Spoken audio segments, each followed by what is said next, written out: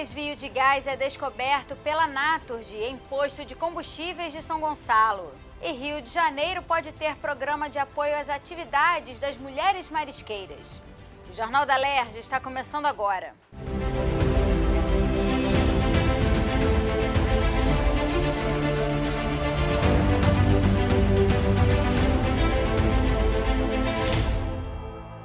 Boa noite.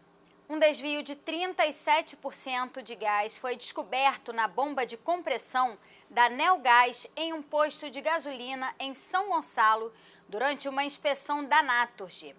A informação foi confirmada na audiência pública da CPI das agências reguladoras da Alerj nesta terça-feira. A Neogás é uma companhia de distribuição de GNC, o gás natural comprimido, que distribui o gás em caminhões aos postos que não têm acesso à rede de gás natural no estado. A empresa conta com 3 bases de compressão próprias e 4 utilizadas em chamados postos-mães. Nesse sentido, o deputado Tiago Rangel questionou sobre o fechamento de um posto-mãe com operação da empresa em São Gonçalo, com suspeita de furto de gás e fechado recentemente pela Naturgy. Mas o diretor da Neogás ocultou as informações e não respondeu sobre o relatório técnico do fechamento da unidade. Para o deputado, é importante que a CPI leve esse caso específico em consideração e avalie melhor a atuação da Neogás no estado. Eu já tinha recebido algumas denúncias relacionadas ao monopólio que existe da prestadora de serviço Neogás, que tem um contrato, né, com a Naturgy, né? Ela tem as bases de compressão construída por elas. Ela também tem esses postos, que é chamado postos-mães, né, que foi onde deu o problema, que é em São Gonçalo, que é uma base de compressão também, mas é utilizada a mesma rede, né, de gás que liga ao posto, tanto a base. O diretor da empresa ele não omitiu, né, várias informações que a gente vinha perguntando. A oitiva de hoje, então, a gente pôde esclarecer muitas coisas e nós iremos trabalhar no sentido de combater, né, todo desvio, toda parte que venha prejudicar o estado do Rio de Janeiro e a população em si. A presidente da Naturgy informou que durante uma inspeção de rotina foi verificado o lacre rompido com desvio de medição na base da Neogás e que multas contratuais foram aplicadas à empresa. No entanto, ela também explicou que não houve uma perícia policial na ocasião, por não haver evidências claras de furto. O fato foi questionado pelo presidente da Agenersa e corroborado pelos deputados.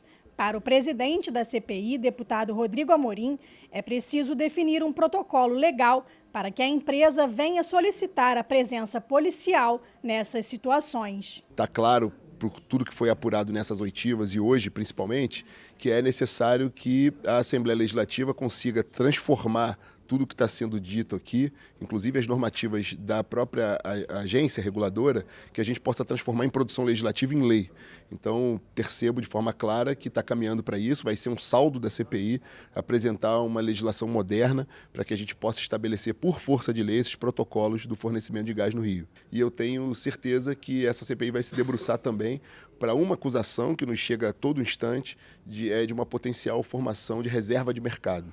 Então, a gente precisa apurar se há uma escolha seletiva, se há benefício para um determinado grupo econômico em detrimento de outro e que, obviamente, prejudica não só os empreendedores no Rio de Janeiro, mas, em última análise, também ao consumidor final, que é o cidadão fluminense. Além disso, os deputados também destacaram um possível favorecimento da Neogás no fornecimento a postos específicos no estado, já que não houve um chamamento público para a escolha do posto mais viável nas regiões que atende, por exemplo.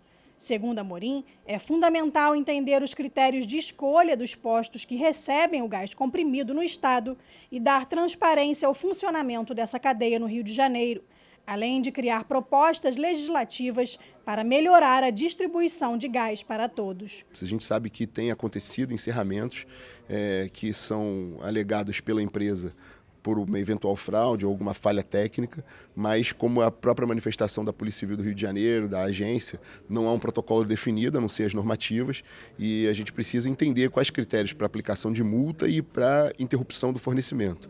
Também vai ser objeto de uma proposição legislativa, mas a gente também vai continuar se debruçando e tentando entender quais foram os postos fechados recentemente, quais os critérios, as eventuais multas pagas e efetivamente qual a dosagem para aplicação dessa multa, por que há discrepância, segundo relatos, do mesmo caso ensejar uma multa muito menor do que outro caso similar. O Rio de Janeiro pode ter um programa de desenvolvimento e apoio às atividades das mulheres marisqueiras.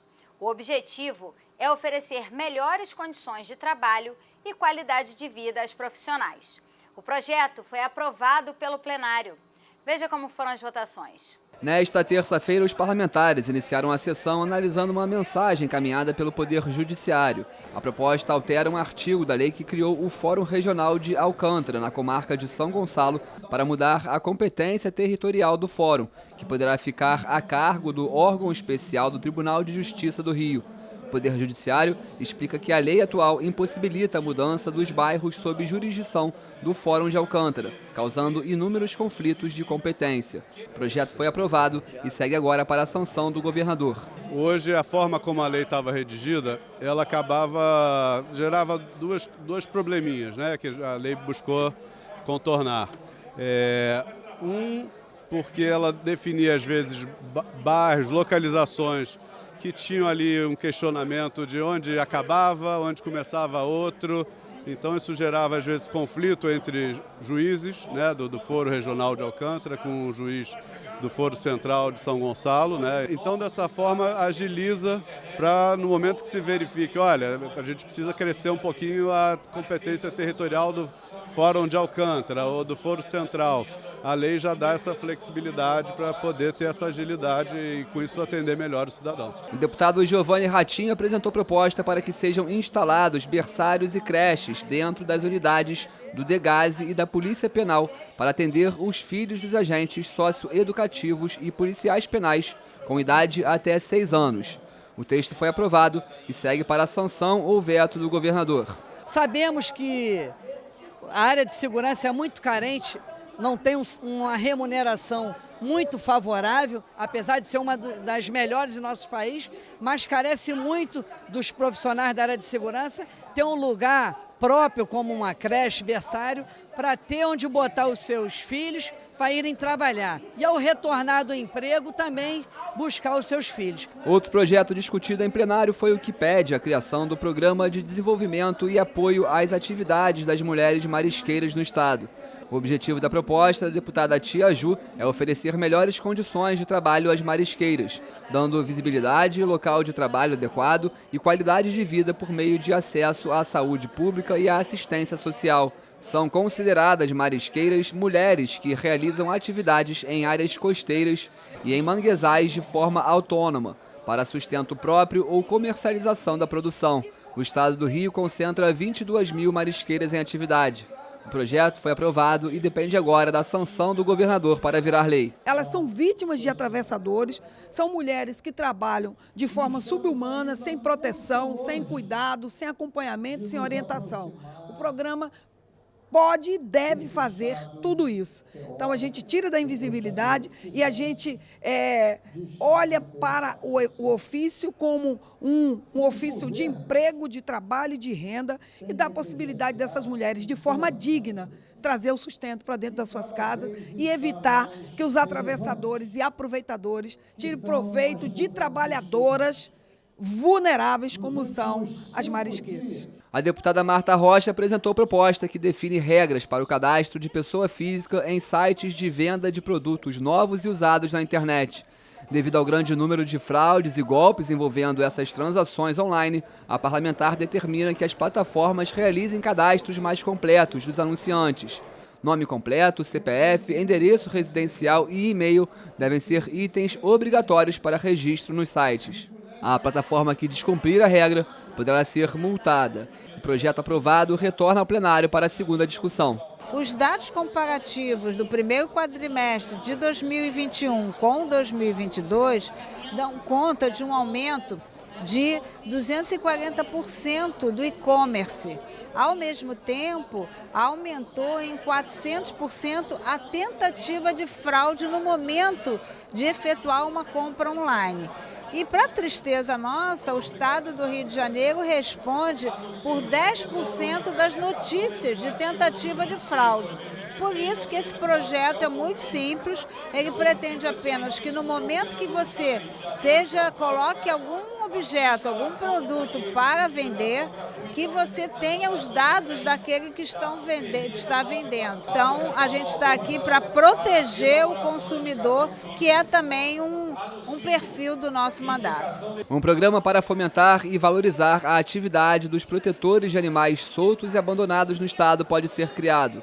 O projeto assinado pelo deputado Anderson Moraes autoriza o governo a celebrar parcerias diretas ou por intermédio de associações protetoras a fim de conceder ajuda de custo e promover a intersetorialidade com demais órgãos do poder público que atuam na causa.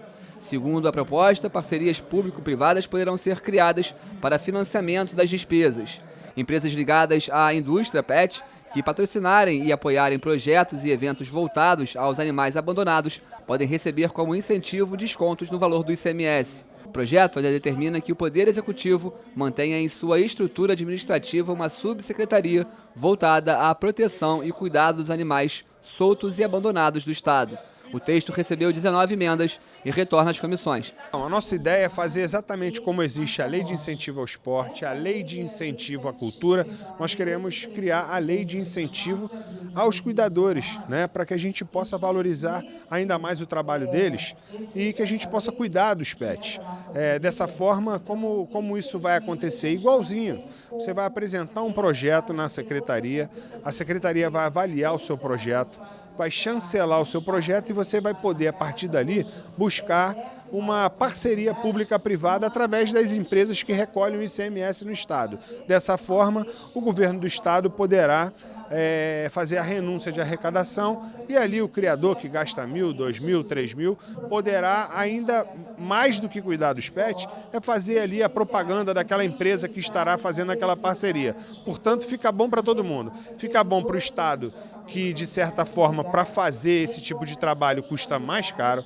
Fica bom para o empresário que ao incentivar esses projetos vai poder chancelar a sua marca nos projetos e fica bom para o criador que, venhamos e convenhamos, muitos deles não ganham quase nada, não recebem nada, tiram do bolso para cuidar de um problema que sem dúvida nenhuma deveria ser somente do Estado. Empresas sediadas ou com atuação no Estado do Rio de Janeiro que tenham sido condenadas com sentença transitada em julgado, que é quando não cabe mais recursos, por prática de exploração de trabalho infantil, devem ser proibidas de receber incentivos fiscais e benefícios de qualquer natureza tributária. A medida está prevista na proposta apresentada pelo deputado Vinícius Cozzolino, que foi aprovada em primeira discussão. O trabalho infantil rouba o presente e o futuro das crianças e, além de ser uma grave violação aos direitos humanos, também é um absurdo que essas empresas sejam financiadas com o dinheiro público, que é o dinheiro de todos nós. O benefício fiscal nada mais é do que uma renúncia de receita, que seria ordinária, e a vedação a isso é moralizante. O Jornal da Alerj fica por aqui. Você pode acompanhar a programação também em nosso site e pelas redes sociais. TV Alerj, o canal do povo. Uma boa noite para você e até amanhã.